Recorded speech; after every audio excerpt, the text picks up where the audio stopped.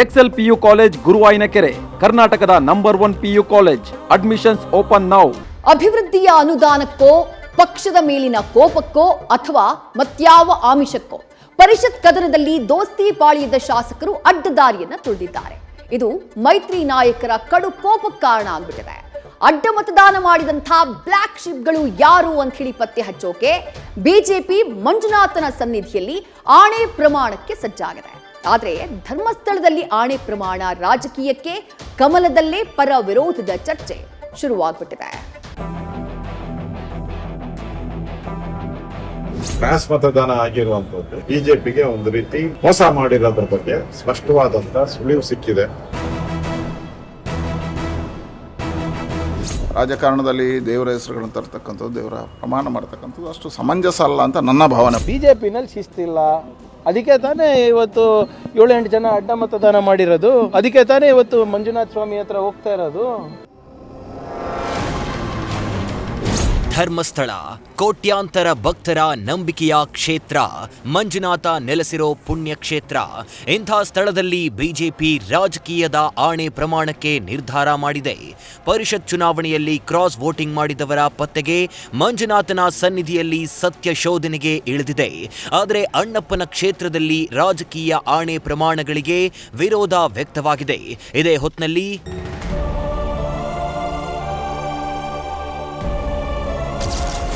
ಅಡ್ಡದಾರಿ ಹಿಡಿದವರ ಪತ್ತೆಗೆ ಬಿಜೆಪಿ ಆಣೆ ಪ್ರಮಾಣ. ಆರ್ ಅಶೋಕ್, ಬಿವೈ ವಿಜಯೇಂದ್ರ ಡೆಲ್ಲಿ ಪ್ರಯಾಣ. ವಿಧಾನ ಪರಿಷತ್ ಚುನಾವಣೆಯಲ್ಲಿ ಕಾಂಗ್ರೆಸ್ನ 5ನೇ ಅಭ್ಯರ್ಥಿಗೆ ಬಿಜೆಪಿಯಿಂದ ಅಡ್ಡ ಮತದಾನ ಆಗಿರೋದು ದೃಢಪಟ್ಟಿದೆ. ಪಕ್ಷ ಧರ್ಮ ಮರೆತ ಶಾಸಕರು ಆತ್ಮಸಾಕ್ಷಿಯ ಮತಗಳನ್ನ ಅಡ್ಡ ಪ್ರಯೋಗಿಸಿದ್ದಾರೆ. ಇದೀಗ ಕ್ರಾಸ್ ವೋಟಿಂಗ್ ಮಾಡಿದವರ ಪತ್ತೆಗೆ ಸತ್ಯ ಶೋಧನಾ ಸಮಿತಿ ರಚನೆಯಾಗಿದೆ. ಈ ಮಧ್ಯೆ ಬಿಜೆಪಿ ರಾಜ್ಯಾಧ್ಯಕ್ಷ ಬಿವೈ ವಿಜಯೇಂದ್ರ, ಬಿಜೆಪಿ ಶಾಸಕಾಂಗ ಪಕ್ಷದ ನಾಯಕ ಆರ್ ಅಶೋಕ್ ದೆಹಲಿ ಯಾತ್ರೆ ಮಾಡಿದ್ದಾರೆ. ನಾಳೆ ಮಧ್ಯಾಹ್ನ ಬಿಜೆಪಿ ರಾಷ್ಟ್ರೀಯ ಅಧ್ಯಕ್ಷ ನಿತಿನ್ ನಬೀನ್ರನ್ನ ಭೇಟಿ ಮಾಡಲಿದ್ದಾರೆ. ಹೈಕಮಾಂಡ್ ನಾಯಕರನ್ನ ಭೇಟಿಯಾಗಿ ಕ್ರಾಸ್ ವೋಟಿಂಗ್ ಸಂಬಂಧ ವರದಿ ನೀಡಲಿದ್ದಾರೆ. ಜೊತೆಗೆ ಧರ್ಮಸ್ಥಳದಲ್ಲಿ ಆಣೆ ಪ್ರಮಾಣದ ಶಾಸಕಾಂಗ ಪಕ್ಷದ ಸಭೆ ನಡೆಸಬೇಕೋ ಬೇಡವೋ ಅಂತಲೂ ಚರ್ಚಿಸಲಿದ್ದಾರೆ. ಅಪಾಯಿಂಟ್ಮೆಂಟ್ ಕೊಟ್ಟಿದ್ದಾರೆ.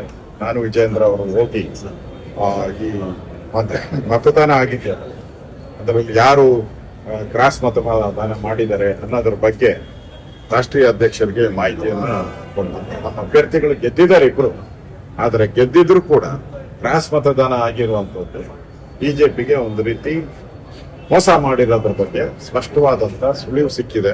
ಈಗಾಗಲೇ ಸುರೇಶ್ ಕುಮಾರ್ ನನ್ನ ಜೊತೆ ಫೋನ್ ಮಾಡಿ ಮಾತಾಡಿದ್ದಾರೆ. ನನ್ಗೊಂದು ಪತ್ರನೂ ಕೂಡ ಕಳಿಸಿದ್ದಾರೆ.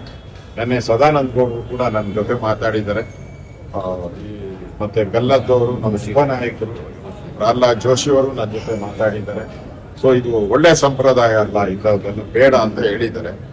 ಸೊ ನಾನು ಕೂಡ ವಿಜಯೇಂದ್ರ ಅವರಿಗೆ ಇವತ್ತು ನನಗೆ ಸಿಗ್ತಾರೆ ದೆಹಲಿಯಲ್ಲಿ, ನಾನು ಅದನ್ನ ಮಾತಾಡ್ತೀನಿ. ಆಣೆ ಪ್ರಮಾಣವೆಲ್ಲ ಬೇಡ, ಇದನ್ನ ಇಲ್ಲಿಗೆ ಬಿಟ್ಟು ಬಿಡಿ. ಬಿಜೆಪಿಯ ದೋಸ್ತಿ ಎಚ್.ಡಿ. ಕುಮಾರಸ್ವಾಮಿ ಮನವಿ.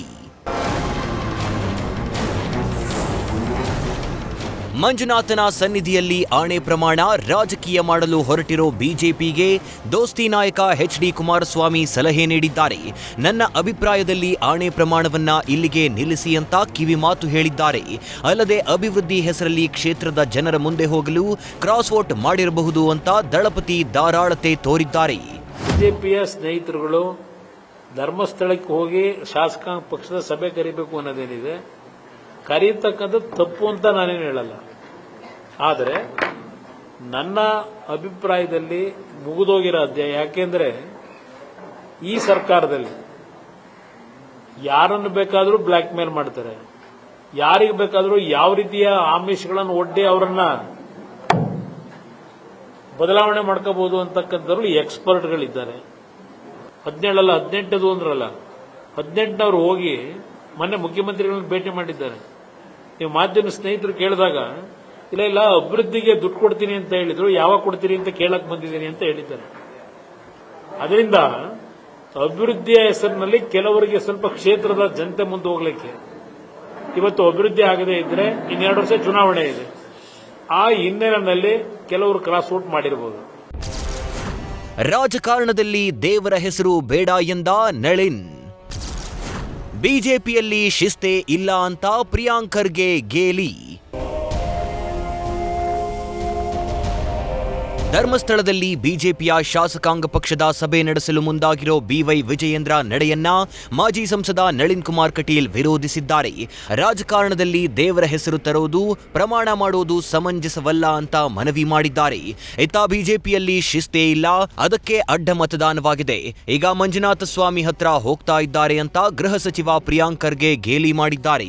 ಭಾರತೀಯ ಜನತಾ ಪಾರ್ಟಿಯ ನಿಷ್ಠೆಯನ್ನು ತೋರಿಸಬೇಕಾಗಿರ್ತಕ್ಕಂಥ ಶಾಸಕರು ಈ ರೀತಿಯ ಅಡ್ಡ ಮತದಾನ ಮಾಡಿರ್ತಕ್ಕಂಥದ್ದು ಸರಿಯಲ್ಲ ಮತ್ತು ಅದರ ಬಗ್ಗೆ ಅವರಿಗೆ ತನಿಖೆಗಳಾಗಿ ಶಿಕ್ಷೆ ಆಗಬೇಕು ಅನ್ನತಕ್ಕಂಥ ಒಂದು ಕಡೆ. ಅದೇ ನೋವು ನಮ್ಮ ರಾಜ್ಯಾಧ್ಯಕ್ಷರಿಗೆ ಇರ್ತಕ್ಕಂಥದ್ದು ಸಹಜ. ಆ ನೋವಿನಲ್ಲಿ ಧರ್ಮಸ್ಥಳದಲ್ಲಿ ಶಾಸಕಾಂಗ ಸಭೆ ಕರಿತೇನೆ ಮತ್ತು ಪ್ರಮಾಣ ಮಾಡಬೇಕು ಅನ್ನತಕ್ಕಂಥದ್ದು ಹೇಳಿದ್ದು ಅಂತದ್ದು ನಾನು ಗಮನಿಸಿದ್ದೇನೆ. ಹಾಗಾಗಿ ಈ ಕಾರ್ಯ ಏನಿದೆ, ನಾವು ಧರ್ಮಸ್ಥಳದ ಹೆಸರು ಇವತ್ತಿನ ಸ್ಥಿತಿಯಲ್ಲಿ ರಾಜಕಾರಣದಲ್ಲಿ ದೇವರ ಹೆಸರುಗಳನ್ನು ತರ್ತಕ್ಕಂಥದ್ದು, ದೇವರ ಪ್ರಮಾಣ ಮಾಡ್ತಕ್ಕಂಥದ್ದು ಅಷ್ಟು ಸಮಂಜಸ ಅಲ್ಲ ಅಂತ ನನ್ನ ಭಾವನೆ, ವೈಯಕ್ತಿಕ ಭಾವನೆಗಳು. ಶಿಸ್ತು ಹೇಳ್ಕೊಡತ್ತಪ್ಪ, ಬಿ ಜೆ ಪಿನಲ್ಲಿ ಶಿಸ್ತಿಲ್ಲ. ಅದಕ್ಕೆ ತಾನೇ ಇವತ್ತು 7-8 ಜನ ಅಡ್ಡ ಮತದಾನ ಮಾಡಿರೋದು. ಅದಕ್ಕೆ ತಾನೇ ಇವತ್ತು ಮಂಜುನಾಥ ಸ್ವಾಮಿ ಹತ್ರ ಹೋಗ್ತಾ ಇರೋದು. ಅವ್ರಿಗೆ ಅವ್ರ ಪಾರ್ಟಿ ನೋಡ್ಕೊಳಕ್ಕೆ ಹೇಳಿ ಇವ್ರೆ, ನಮ್ಮ ಪಾರ್ಟಿ ಬಗ್ಗೆ ಏನು ಅವ್ರಿಗೆ ಚಿಂತೆ? ಪಾಪ ಅಧ್ಯಕ್ಷರು ಮಂಜುನಾಥ ಸ್ವಾಮಿ ಹತ್ರ ಹೋಗೋಣ ಅಂತ ಇದ್ದಾರೆ, ಬೇರೆಯವ್ರು ಬೇಡ ಅಂತ ಇದ್ದಾರೆ. ಎಷ್ಟು ಭಾಗ ಆಗಿದೆ? ಇವರು ರಾವನ ಹೆಸರಲ್ಲೇ ಲೂಟಿ ಮಾಡಿದವರು, ಮಂಜುನಾಥ ಸ್ವಾಮಿ ಅವ್ರ ಹೆಸರಲ್ಲಿ ಇವರು ನಿಜ ಹೇಳ್ತಾರೆ ಅನ್ಕೊಂಡವ್ರ ಇವರು?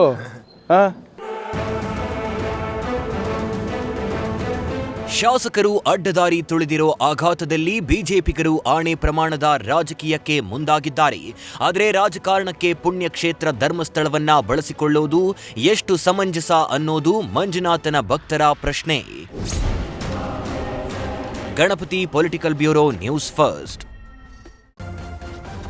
ನ್ಯೂಸ್ ಫಸ್ಟ್ ನಿರ್ಭೀತಿಯಿಂದ ನಿಮ್ಮ ಪರವಾಗಿ.